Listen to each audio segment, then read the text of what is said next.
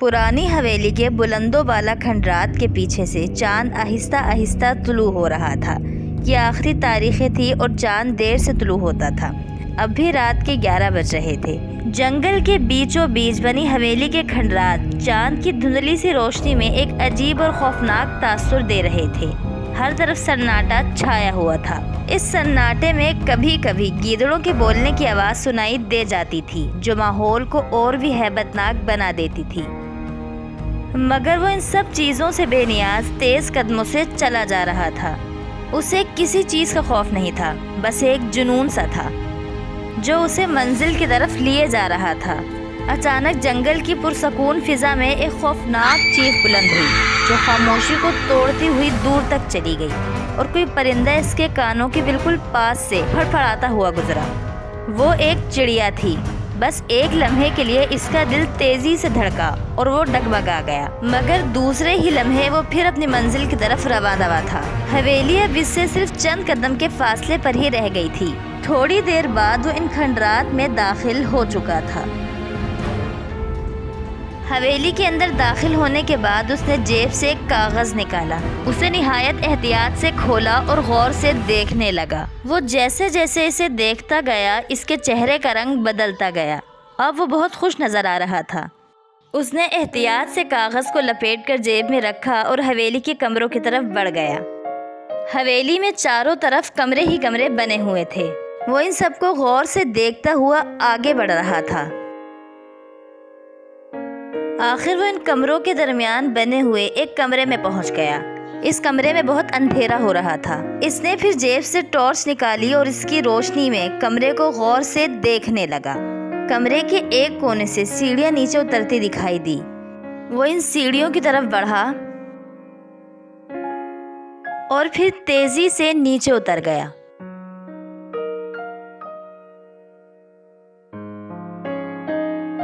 جنگل کے بیچوں بیچ بنی یہ بلند و بالا صدیوں پرانی حویلی ریاست امیر پور کے ایک بادشاہ کی تھی۔ آبادی سے ہٹ کے یہ حویلی اس نے خاص طور پر اپنے رہنے کے لیے بنوائی تھی۔ اس کے کوئی اولاد نہیں تھی، چنانچہ اس نے اپنی زندگی کے آخری ایام میں اپنی تمام دولت کو اکٹھا کر کے حویلی میں بنے ایک تہہ خانے میں دفن کر دیا تاکہ اس کے بعد اس کی دولت پر کوئی قبضہ نہ کر سکے۔ وقت گزرنے کے ساتھ ساتھ یہ بات مشہور ہو گئی۔ سنا ہے اس حویلی میں بہت بڑا خزانہ دفن ہے؟ ہاں سنا تو ہم نے بھی ہے۔ بہت سے لوگوں نے اس خزانے کو حاصل کرنے کی کوشش کی ہے، لیکن جو شخص بھی خزانہ حاصل کرنے کے لیے اس حویلی میں جاتا ہے وہ پھر واپس نہیں آتا۔ خدا جانے اسے زمین نکل جاتی ہے یا آسمان۔ اب اس حویلی کی جگہ اس کے کھنڈرات رہ گئے تھے، لیکن اب تک کوئی بھی اس خزانے کو حاصل کرنے میں کامیاب نہیں ہو سکا تھا۔ لوگ اب اس حویلی سے خوف کھاتے تھے اور کسی سے اس کا ذکر تک نہیں کرتے تھے۔ پھر بھی کبھی کبھی مہم جو نوجوان خزانے کے لالچ میں کسی کو بتائے بغیر اس حویلی کا رخ کر لیتے تھے۔ اب جنید نے سیڑھیاں اترنے کے بعد خود کو ایک تہہ خانے میں پایا۔ تہہ خانہ بالکل خالی تھا۔ نقشے کے مطابق اس تہہ خانے سے اگلے کمرے میں خزانہ موجود تھا، مگر یہاں سے کوئی اور کمرہ نظر نہیں آ رہا تھا۔ یہاں سے تو کوئی کمرہ نظر نہیں آ رہا۔ تہہ خانہ تو ہر طرف سے بند ہے، بس دیواریں ہی دیواریں ہیں۔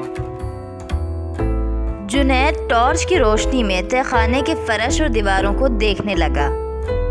اچانک اسے ایک دیوار میں ہلکی سی دراڑ نظر آئی۔ اس نے دراڑ پر ہاتھ سے تھوڑا سا دباؤ ڈالا تو وہاں سے دیوار کا ایک حصہ ایک طرف کو سرکتا چلا گیا اور دیوار میں ایک دروازے کے برابر خلا پیدا ہو گیا۔ جنید نے اس خلا میں روشنی ڈالی تو یہ ایک اور کمرہ تھا۔ جنید نے کمرے میں داخل ہونے کے لیے قدم بڑھایا۔ اچانک کسی نے اسے پیچھے سے دبوچ لیا۔ کون؟ جنید نے جیسے ہی مڑ کر دیکھا تو ایک خوفناک شکل والے آدمی نے اسے پکڑا ہوا تھا۔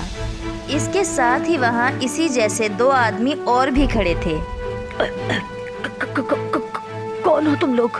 ہم تمہیں خزانے تک پہنچانے آئے ہیں۔ تم خزانہ حاصل کرنے کے لیے ہی یہاں تک آئے ہو نا؟ خزانہ تو تمہیں ملے گا، ضرور ملے گا، مگر اس سے پہلے تمہیں چھوٹی سی قربانی دینا ہوگی۔ پھر وہ اپنے ساتھیوں کی طرف مڑا اور بولا، اٹھا لو اسے اور خزانے والے کمرے میں لے آؤ۔ یہ کہہ کر وہ چل پڑا۔ اس کی آواز سن کر جنید کے سارے جسم میں ایک سرد لہر دوڑ گئی۔ باقی 2 آدمی اسے اٹھانے لگے۔ چھوڑ دو مجھے، چھوڑ دو، کہاں لے جا رہے ہو مجھے؟ چھوڑ دو مجھے، میں کہتا ہوں چھوڑ دو۔ وہ چیخ رہا تھا، چلا رہا تھا، اپنے آپ کو چھڑانے کے لیے ہاتھ پاؤں مار رہا تھا، مگر ان پر کوئی اثر نہیں ہو رہا تھا۔ مختلف راہداریوں سے ہوتے ہوئے وہ اسے ایک بڑے سے کمرے میں لے آئے۔ یہ کمرہ کسی آپریشن تھیٹر جیسا لگ رہا تھا، جہاں آپریشن سے متعلق تمام اوزار رکھے ہوئے تھے اور ایک اسٹریچر بھی رکھا ہوا تھا۔ یہ سب دیکھ کر وہ بہت ڈر گیا۔ اس کی سمجھ میں کچھ نہیں آ رہا تھا کہ یہ سب کیا ہے۔ ان لوگوں نے اسے جا کر اسٹریچر پر چھوڑ دیا۔ مجھے جانے دو، مجھے خزانہ نہیں چاہیے، مجھے مت مارو، مجھے جانے دو۔ اگر ایک آواز اور آئی تو یہ گولی تمہارے حلق میں اتار دوں گا میں، آئی سمجھ؟ اب ایک آدمی نے دوسرے آدمی کو آنکھوں ہی آنکھوں میں کوئی اشارہ کیا۔ دوسرا آدمی آگے بڑھا۔ اس نے سامنے پڑے میز سے ایک سرنج اٹھائی اور اس میں دوا بھرنے لگا۔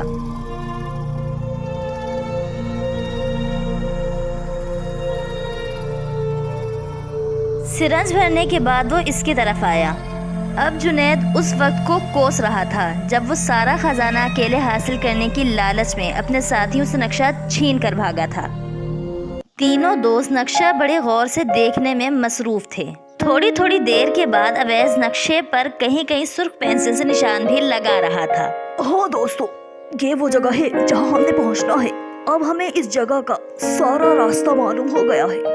میرا خیال ہے ہمیں کل ہی روانہ ہو جانا چاہیے۔ اویس نے نقشے پر نشانات لگانے کے بعد کہا۔ تم ٹھیک کہہ رہے ہو، اب جتنی جلدی ممکن ہو ہمیں نکل جانا چاہیے۔ عامر نے اویس کی بات سے اتفاق کرتے ہوئے کہا۔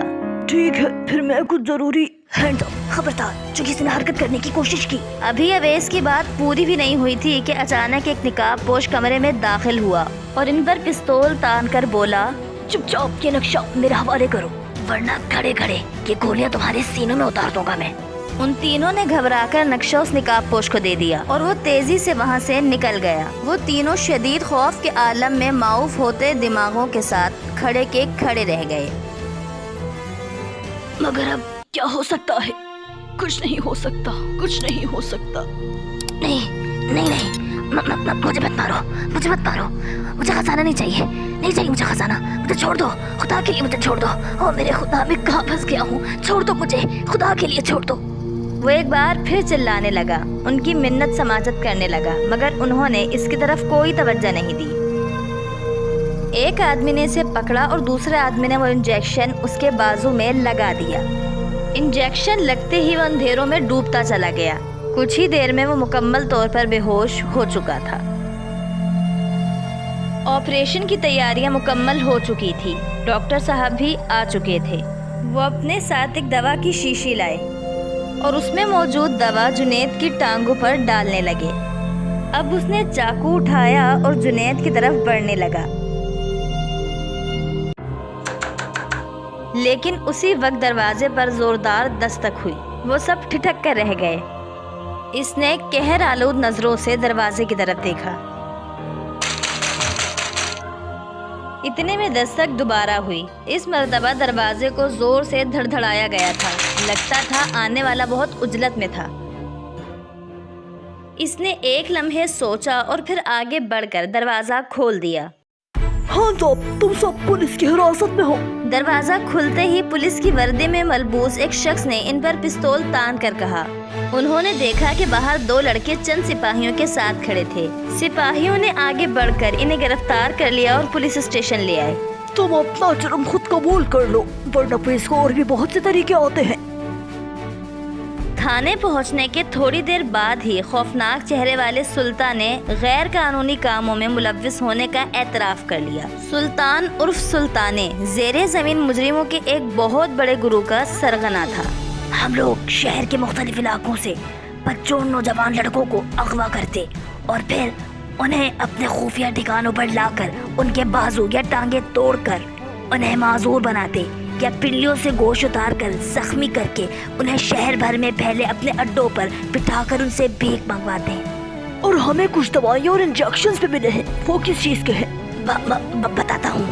اغوا کیے گئے بچوں کو کچھ خاص قسم کے انجیکشن لگا کر उनके दिमागों को माफ करते हैं, जिससे वो अपनी पिछली जिंदगी के बारे में सब कुछ भूल जाते हैं। अगवा और दहशतगर्दी के बढ़ते हुए वाक़यात की वजह से शहर में मुख्तलिफ अहम जगहों पर कैमरे लगा दिए थे ताकि अगवा करने वालों और दहशतगर्दों को पकड़ा जा सके।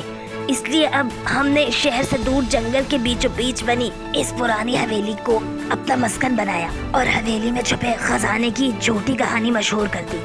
आसपास के इलाकों में खजाने का नक्शा फैला दिया ताकि लोग खजाने की लालच में हवेली की तरफ आएं। यही सब जुनैद के साथ भी हुआ। सारा खजाना अकेले हासिल करने की लालच में निकाब पोश बनकर इसने अपने दोस्तों से नक्शा छीना और अकेला इस हवेली में चला आया। इसकी खुशकिस्मती थी कि इसके दोस्त भी नक्शा छिन जाने के बावजूद उसी रात हवेली में चले आए। किसी मुमकिन खतरे के पेश नज़र वो पुलिस को भी साथ लाए थे और यूं इस गुरु के पकड़े जाने का सबब बन गए। सुल्ताने की निशानदही पर शहर भर में फैले हुए इनके तमाम अड्डों पर छापा मारकर पुलिस ने इनके बाकी साथियों को भी पकड़ लिया, जो इन अड्डों पर मौजूद भीख मांगने वाले लड़कों की निगरानी करते और इनसे भीख की रकम वसूल करते थे। जबरदस्ती भिखारी बनाए गए लड़कों को भी बाजियाब करा लिया गया, लेकिन वो सब जहनी तौर पर इस पोजीशन में नहीं थे कि अपने बारे में कुछ भी बता सके। जो इलाज के काबिल थे उनको जहनी अमराज के अस्पतालों में दाखिल करा दिया गया, जबकि बाकी बच्चों को दारुल अमान भेज दिया गया। शकीउल कल्ब सुल्ताने को इबरतनाक सजाए मौत सुनाई गई और बाकी साथियों को भारी जुर्माने के साथ उम्र भर के लिए जेल भेज दिया गया।